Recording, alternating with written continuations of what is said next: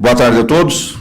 Gostaria de, inicialmente, agradecer o convite do nosso presidente Marcelo, aproveitando aqui que a Ruby está presente também, dizer que é uma honra para nós recebê-los todos na Casa do Contador Catarinense.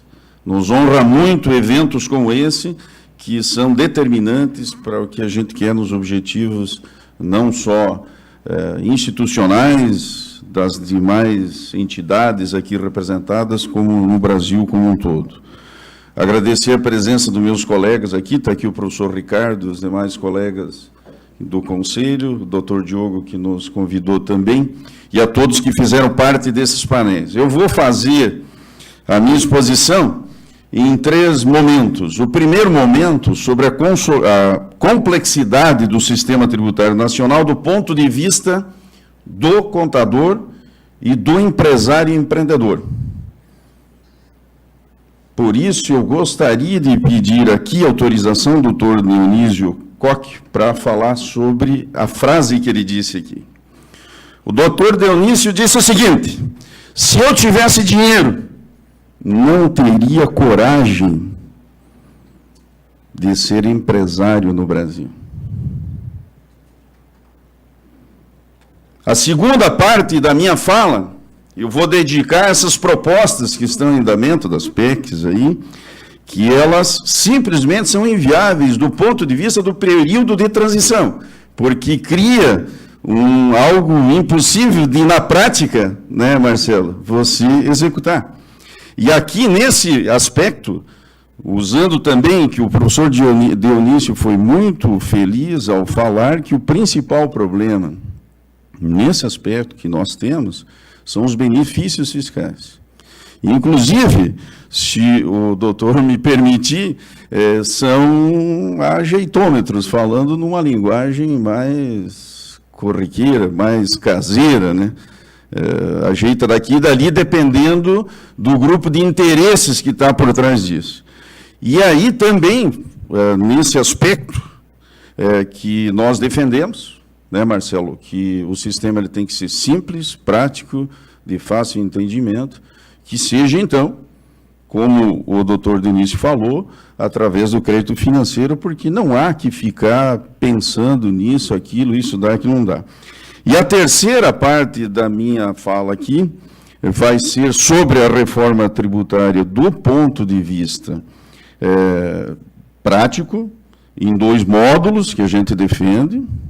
Um dele que é as obrigações, a obrigação principal e as obrigações acessórias, modulada ou fatiada, como foi falado aqui também pelo doutor Dionísio. Então, essa aqui é a ideia de passar rapidamente aqui, são informações que todos conhecem. O Brasil é um país de leis e tributo, a burocracia, ela trava os processos, ela inibe o investimento. Nós temos hoje muitos, eu ouço como o doutor Dionísio falou aqui, que é o conhecedor do assunto, eu ouço todos os dias empresários dizendo, olha, não vale a pena investir no Brasil, porque a burocracia é muito grande, nós temos que acabar com isso, nós temos que levar adiante, sim. Esse nosso debate aqui tem que sim avançar, nós não podemos ficar aqui procurando problemas, sim soluções, nós temos que encontrar caminhos para que essa reforma ela aconteça do ponto de vista da desburocratização, da simplificação dos processos, diminuição da burocracia. Nós vivemos um período em que assumiu um governo liberal, desburocratizante e desestatizante. Então esse é o momento. Agora é o momento. Então, encontrar caminhos para isso. Só para ter uma ideia, desde 1988 foram editadas 5,9 milhões de normas. Em matéria tributária, 390.726 normas. Nesse período, houve 16 emendas constitucionais tributárias, criados inúmeros tributos, foram majorados praticamente todos. Ou seja, a carga tributária ela aumentou, e aqui também fazer um parênteses, antes de avançar, nós nem estamos pensando em redução da carga tributária, porque isso nós sabemos que não é possível para atender um Estado que foi criado pela Constituição de 1988, que é enorme e vai continuar crescendo, pelo que a gente observa, né? Tomara que não, né? Isso que é a ideia.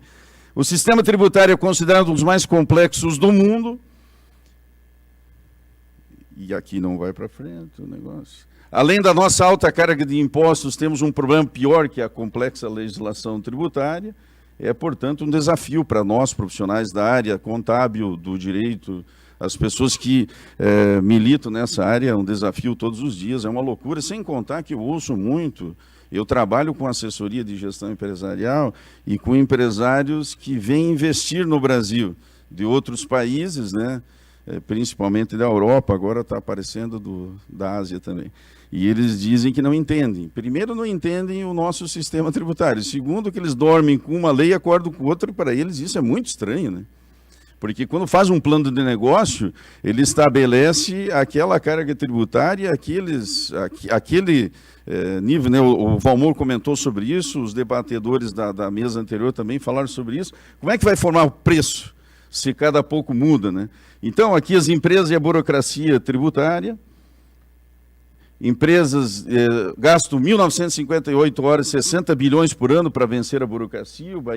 O Brasil é o país onde mais gasta tempo calculado. Foi mostrado aqui no slide anterior, acho que foi o Maurício, se eu não me engano, que mostrou que nós temos hoje, para cada 200 funcionários, uma pessoa que trabalha na área contábil, diferente de outros países, aí Estados Unidos, um para cada 1.000, Europa 500, né, Maurício? Então, está aí. O pagamento de impostos é só uma etapa desse processo burocrático, algo complexo, sem lógica. Segundo o IBPT, são 63 tributos e 97 obrigações acessórias, algo insano se você pensar do ponto de vista prático, operacional. Se estima que nós temos que seguir atualmente mais de 3.790 normas, o equivalente é 5,9 quilômetros de folhas impressas. Por dia, em média, 30 novas regras são editadas no Brasil.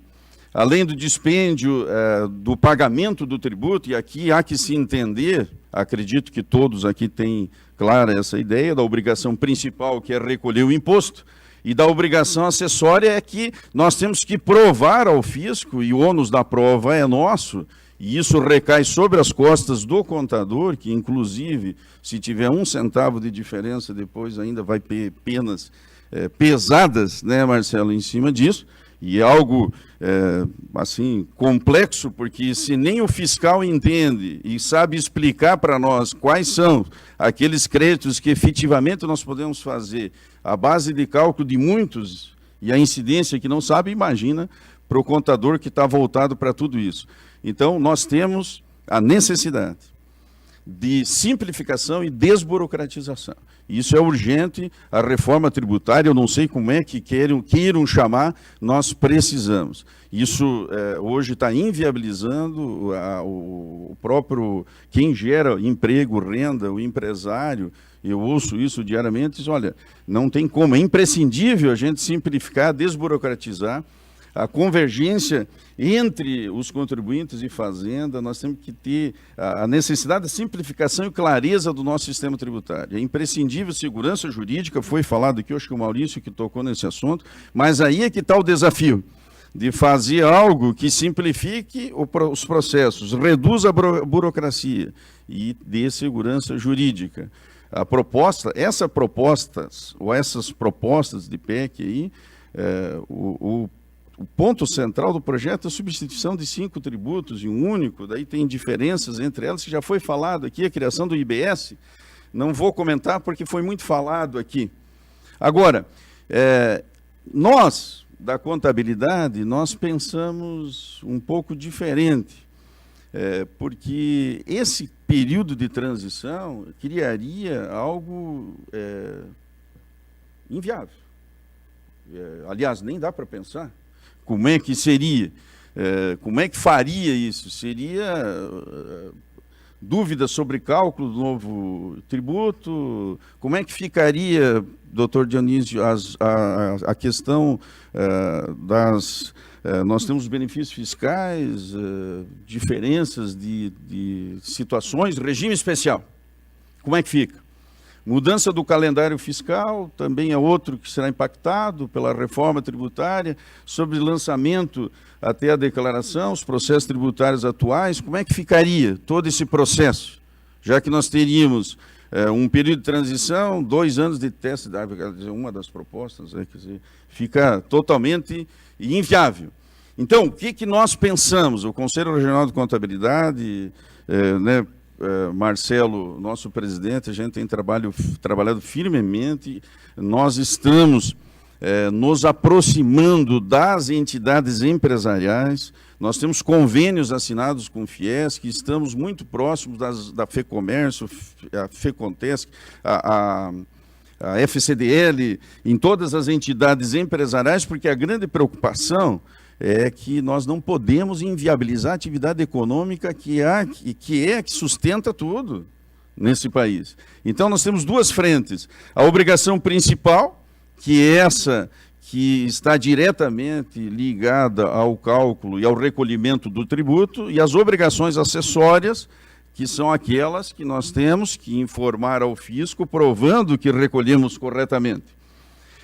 Os tributos com a mesma base de arrecadação, se nós vamos falar de obrigação principal agora, vamos separar em 2 blocos aqui. Os tributos com a mesma base de arrecadação podem ser unificados. O PIS e COFINS, por exemplo, tem a mesma base de cálculo. Imposto de renda e contribuição social também.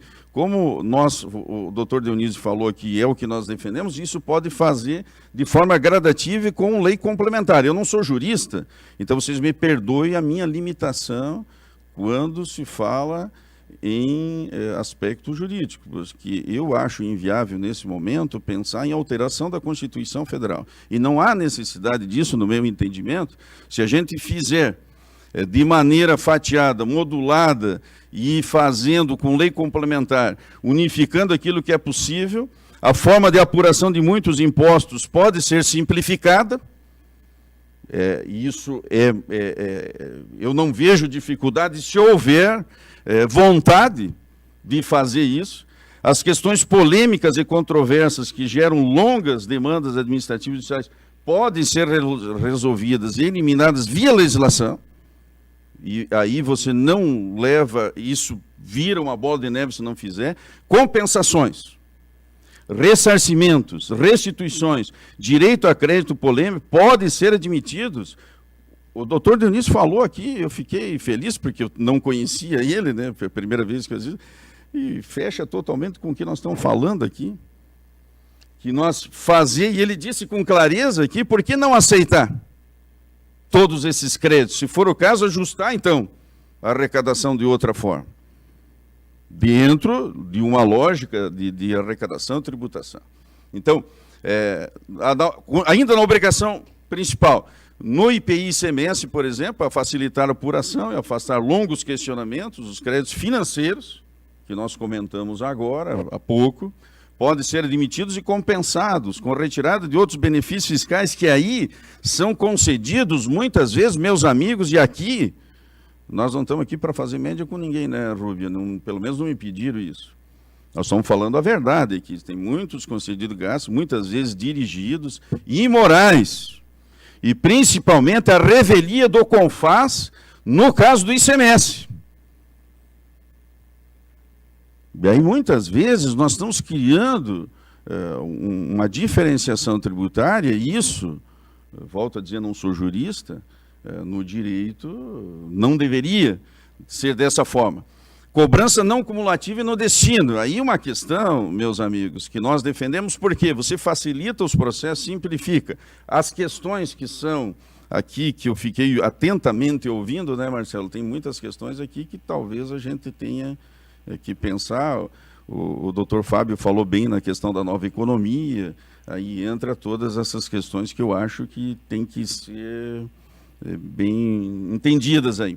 Desoneração dos investimentos e exportações, foi falado aqui, o doutor Dionísio falou, nós temos que incentivar a atividade econômica, nós precisamos facilitar, nós temos que apoiar quem investe, os investimentos e exportações deveria desonerar definitivamente, e nas obrigações acessórias agora. Nessa linha existe muito a ser feito, nas 3 esferas. O caminho é longo, mas é imprescindível e nós temos que assumir, doutor Diogo, nós temos que encarar isso. Viu, Marcelo? Eu, com toda franqueza, eu falo aqui, nós temos que levar esse debate a nível nacional e nós temos condições, e eu me coloco à disposição, para trazer uma proposta na qual a gente viabilize isso de uma maneira prática, simples, rápida, não crie tanto problema e mais soluções para que a gente consiga levar adiante. O SPED, por exemplo, ele foi concebido para concentrar a prestação das informações pelo contribuinte. Mas existem muitas, né, tem nos 300 da federação, precisa adotar literalmente, porque tem muitas obrigações acessórias, e hoje o profissional de contabilidade se vê à frente de a mesma informação, está em 4, 5, 6, eu já perdi a conta. Não sei se a Rúbia tem essa informação, mas é loucura, você faz a mesma informação e sujeito ainda a problema, porque...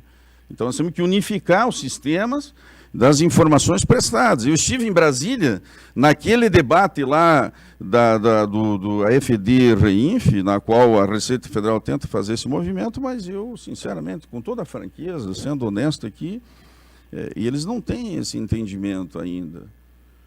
Eles estão há alguns anos atrás, em termos de agilidade na parte de informação que pode ser unificada. Falando com toda a franqueza aqui, eu vi lá pessoas que têm dificuldade para entender essa linguagem que a gente faz.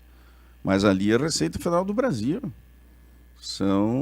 Né? A Receita exige o FD IPI e FD Contribuições e ainda a DCTF. O Estado de Santa Catarina está trabalhando para dispensar a DIME e, ao mesmo tempo, cria uma nova aplicação, que é a CST, para o ressarcimento e restituição da substituição tributária, onde são informadas as mesmas operações que estão na EFD. Então, vejam, meus amigos, a EFD ainda não é adotada em todos os estados do Brasil. Então você vê como é que são, e por isso que eu disse, nós temos que encontrar soluções e não problemas, vamos buscar caminhos, porque somente 6 estados dispensaram a apresentação da GI, ICMS, a DIME, por exemplo, que é de Santa Catarina. O atual governo federal tem demonstrado, está trabalhando muito forte, pelo menos é a sensação que nós temos, na simplificação do cumprimento das obrigações tributárias acessórias, tanto dos seus próprios tributos como dos demais entes, pelo menos. O recado foi dado, já foi dispensado um secretário da Receita Federal, daqui a pouco outro, e de repente vai precisar dispensar mais alguém, porque se os caras não entendem a linguagem, está dizendo, ó, eu quero simplificar, facilitar, fazer a vida do empresário, que ela seja uma vida melhor, para que ele possa produzir emprego, renda, gerar mais tributo.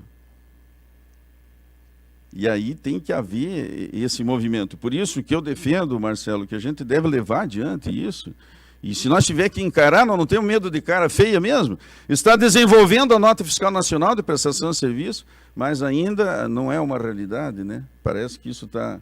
Para forçar os estados a reduzir a burocracia interna, o governo recomendou pesquisa permanente que vai divulgar o ranking do número de horas consumido para as empresas, para pagar impostos em todas as capitais, né? Veja como é que é. Estabeleceu com meta que os estados do Brasil adotem a FD de forma imediata e a médio prazo dispense a entrega da GI, ICMS, a DIME, que é o caso de Santa Catarina. Então, há uma orientação do governo federal e há que os entes que são ligados à tributação façam isso. Em Santa Catarina, falando agora de Santa Catarina, Marcelo e meus queridos amigos e amigas que estão aqui presentes, nós temos que avançar em algumas questões também. Foi criado em 12 de 4 de 2018, pelo ato de 12 de 2018, o Grupo de Trabalho e Extinção da DIME.